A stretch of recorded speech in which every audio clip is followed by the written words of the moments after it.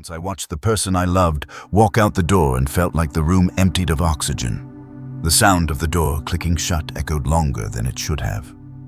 I remember staring at the space they left behind, how the light hit the floor differently, how the dust in the air stopped moving. I tried to make a list of reasons not to understand, but just to fill the silence. Every drawer, every coffee mug, every dent in the wall suddenly became part of a story I didn't finish writing. I didn't know then that loss wasn't just an event. It was a landscape.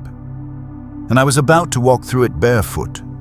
It wasn't the drama of heartbreak that unraveled me. It was the silence that followed. The sort of silence that crawls into the corners of your house and turns every reflection into a question you don't want to answer. I was not sleeping. I was not eating. I was not thinking so much as spinning, lost in the centrifuge of what-ifs and why-nots. You know the type. The quiet breakdowns that look like productivity. The aching need to understand what had gone wrong and why it hurt so much to not be enough. I went to therapy. Reluctantly at first. I didn't want comfort. I wanted answers. I wanted an equation: input X, output Y, therefore pain, Z. But instead, my therapist gave me something older than answers. She gave me a name: Stoicism. I remember laughing a dry, brittle sound, like not showing emotions, I said, like being a statue. She smiled, patient.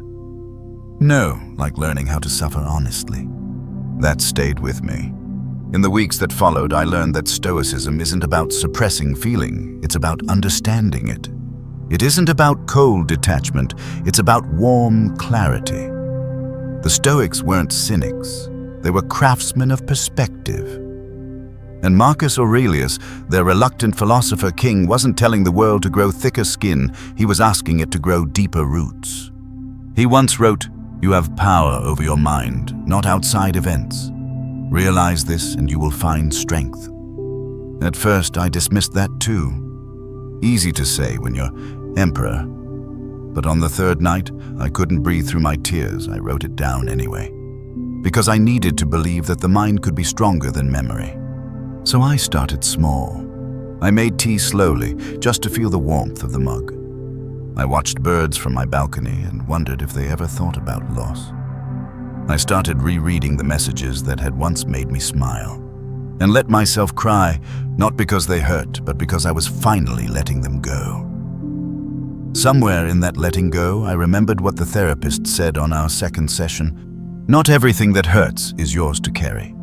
And that is the first lesson of Stoicism, the dichotomy of control. You cannot control who leaves or who stays. You cannot control the economy or your ex's opinions or the weather or what someone thinks of you when you walk into a room.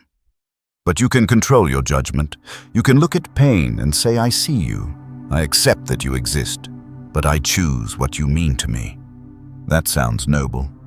But in practice, it's more like talking to yourself in the grocery store, or biting your tongue when shame wants to make a speech, or choosing to take a walk instead of texting them again. It's not grand, it's not cinematic, it's quiet work, humble work, like tending a garden no one else can see. But over time, something shifts. The ancient Stoics believed that this quiet tending was not just self-improvement, it was self-respect. It was how you honored the divine logic of the universe, that thing they called the Logos. They believed every person held a spark of it, that by thinking clearly, you were aligning yourself with something cosmic, not magical, not mythical, just real. And real, I've come to learn, is so much softer than perfect. It doesn't demand that you stop hurting.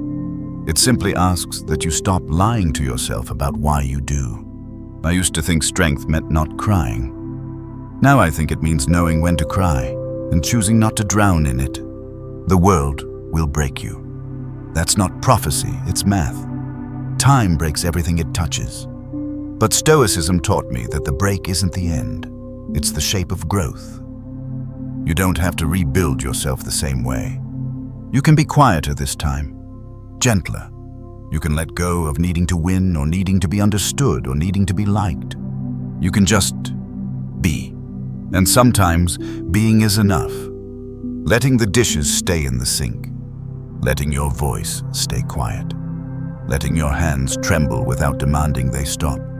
There's a kind of strength in not forcing meaning from the mess, just sitting beside it and breathing.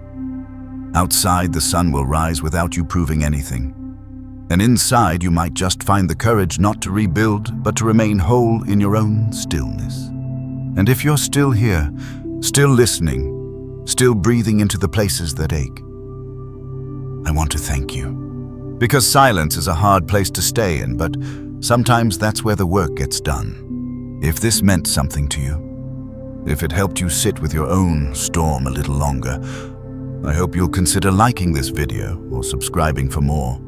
Not because I want numbers, but because maybe someone else needs this too, and they might not find it unless you help them. We'll continue this journey soon, but for now, just breathe. And remember, you don't have to fix everything. You only have to face it. Some mornings I wake up with a weight on my chest. No memory, no story, just heaviness. It doesn't feel like sadness, not exactly. More like the echo of something unfinished, like a book left open to a chapter I never meant to reread. For a long time I thought this meant I was broken, that if I couldn't name the feeling, I wasn't allowed to have it. So I'd try to logic my way through it, searching for the cause the moment the mistake. Like pain was a puzzle, and if I could just solve it, I'd be free. But then I learned the first and most humbling truth of Stoicism. You don't get to control everything. The Stoics called it the dichotomy of control. What's in your hands and what isn't. What belongs to you and what doesn't. It sounds obvious, maybe even simplistic, but when you're hurting, it changes everything. You can't control who loves you. You can't control what they do with your heart once they have it. You can't control what happens next week, or how long the calm will last, or whether your kindness will be met with care or silence. You can't even control your first reaction. The sting, the tightening of your chest, the voice in your head that says, "See, you were never enough." But you can pause. You can breathe. You can choose the second thought. You can ask, what else could this mean? What else could I become? Because that's what Stoicism really is, not detachment, but discernment. Not coldness, but clarity. It's seeing a storm in your mind. And instead of running from it or drowning in it, you learn how to stand still and let the winds pass through you. That doesn't mean emotions are wrong. It means they're information. The Stoics didn't deny emotion. They asked us to listen. To treat feelings not as failures, but as flags, signals pointing toward a judgment that may or may not be true. For example, what if your anger isn't about what they said, but about the part of you that believed it? What if your anxiety isn't weakness, but a story you're still telling yourself about how safe you're allowed to feel? What if that sadness isn't asking to be fixed, just noticed? Sometimes the hardest part of healing is realizing how much of our suffering comes from the meanings we attach to what happens, not the thing itself. Marcus Aurelius once wrote, "If you are pained by any external thing, it is not this thing that disturbs you, but your judgment about it. And it is in your power to wipe out that judgment now." That sentence felt like a dare, not a promise, but a challenge, because it means I have to own my part. Even in the pain I didn't choose, even in the stories I inherited without asking. It means I have to admit when I'm not just sad but scared, not just angry but ashamed. It's easier to blame, to point to the ex, the friend, the world, to say, "This is why I feel this way," and maybe it's true. But the Stoics whisper something gentler. "Okay, and now what? You felt it. Good. That means you're alive. But now, what meaning will you make of it? What belief will you choose to keep? Because there is a choice.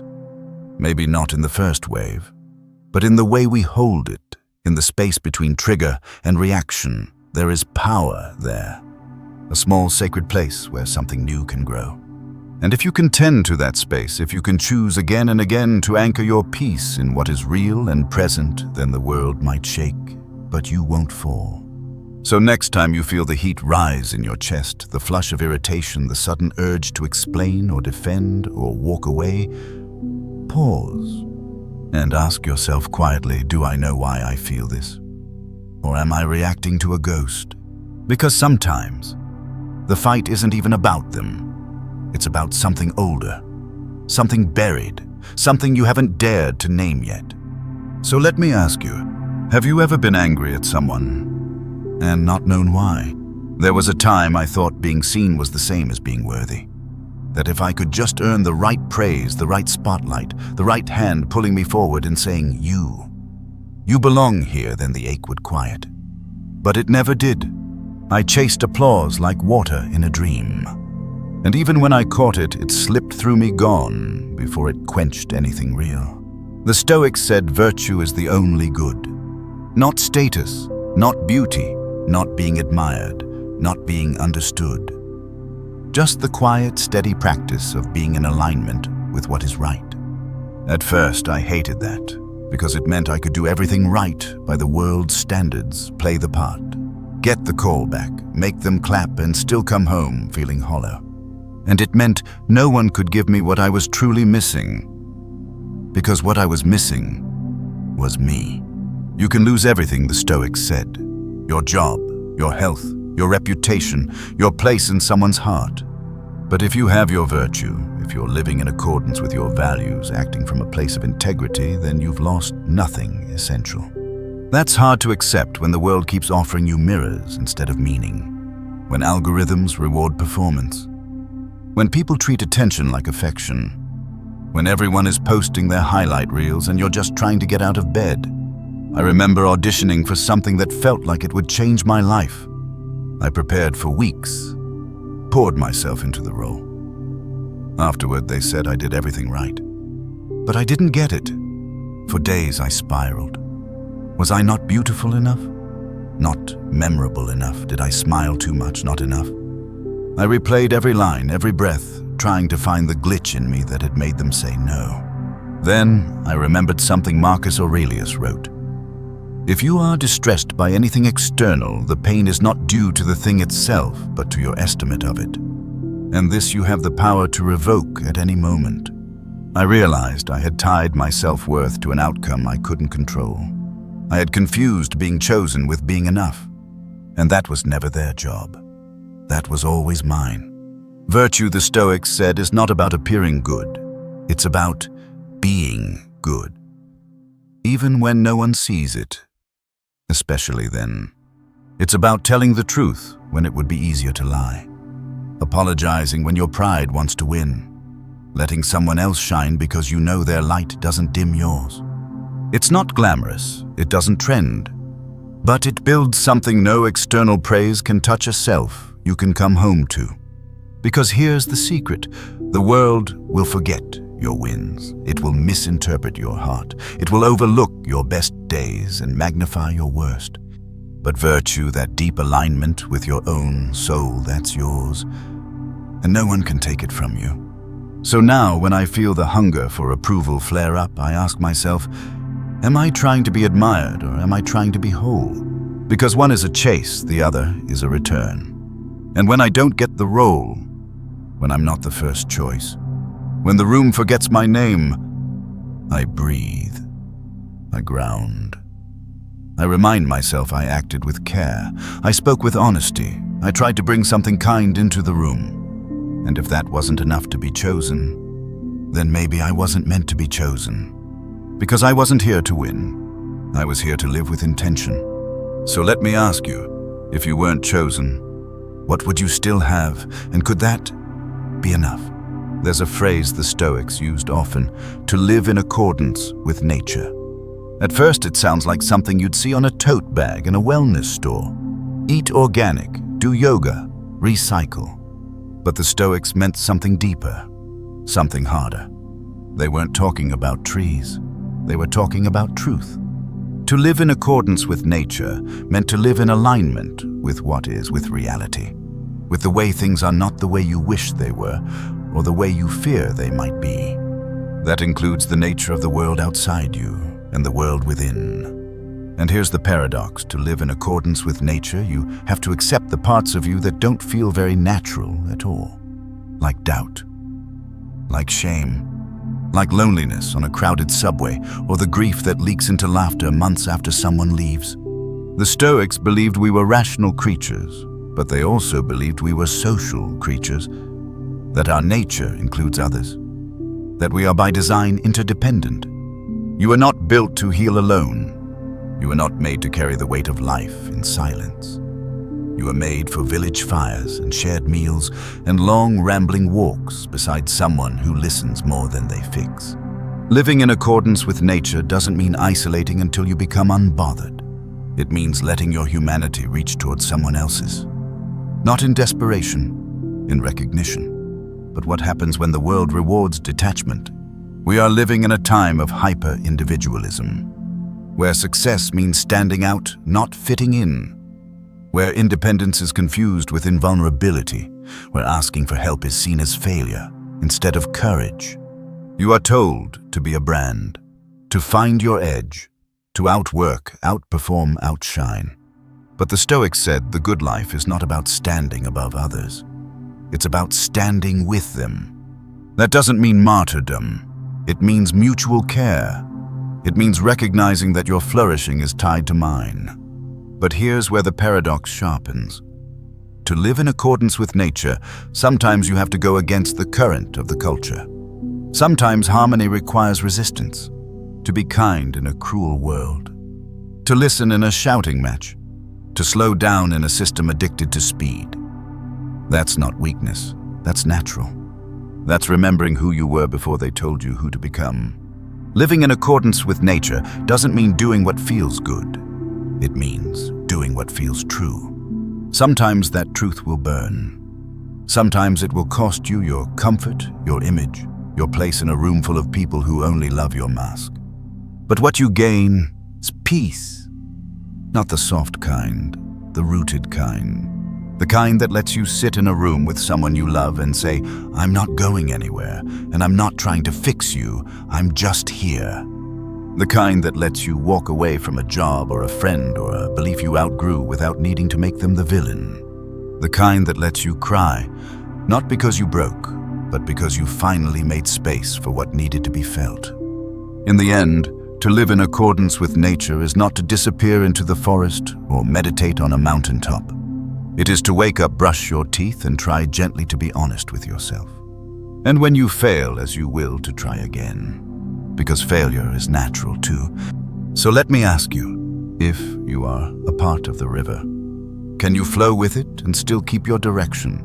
If you are a note in the symphony, can you play your tone even when the song changes? If you are a part of the great turning wheel of life, can you pause long enough to ask, if I am a part of the current, can I still choose where I go? There's a shadow in every Stoic text. A quiet figure unmoved by loss, untempted by pleasure, unshaken by catastrophe. They call this figure the sage. Not a saint, not a god, but something close. The sage is the Stoic ideal, the one who suffers without bitterness, who chooses virtue over vanity, who walks through fire and calls it warmth. They do not flinch. They do not cling. They see life for what it is. Brief, brutal, beautiful. And let it pass through them like wind through an open hand. And when I first read about the sage, I didn't feel inspired. I felt tired. Because who could live like that? Who could hold a dying friend's hand and not tremble? Who could watch their life fall apart and say, this too is nature? The sage does not grieve like us. They do not need approval. They do not rage at injustice or hunger for recognition or ache to be held at 2 a.m. when the silence gets too loud. They are free. And yet, I wonder if that kind of freedom is also a kind of exile. The sage, for all their peace, is unreachable. You cannot love someone who does not need anything. You cannot miss someone who never clings. You cannot build a world with someone who already feels complete alone. Discipline, taken to its end, begins to look a lot like distance. And maybe that's the point. The sage is not a destination. They are a compass. They exist to remind us what clarity might feel like if we ever get quiet enough to hear it. But we are not sages. We are flawed. We are hungry. We want to be loved not just for our virtue, but for our softness, our quirks, our stupid little hopes. We want to be forgiven, to be chosen, to mess up and still be worth staying for. So what happens when the Stoic path begins to feel like a lonely one? When every time you choose restraint over reaction, silence over screaming, you feel a little more distant from the people around you. What happens when the price of serenity is intimacy? You become the one who always keeps their cool, the one who never texts first, the one who seems strong but never lets anyone see them bleed. And slowly, without meaning to, you start wondering, is this wisdom or is this fear in disguise? I once asked someone I loved, "Do I seem calm to you?" They said, "No. You seem like someone who is trying very hard not to fall apart." That stayed with me. Because maybe the sage doesn't fall apart. But maybe falling apart gracefully, honestly, in good company isn't a weakness. Maybe it's human. So here's a question I ask myself now on the quiet nights when the ache feels far away but never gone. The more I master myself, the less I need others. But is that peace, or is that loneliness wearing a crown?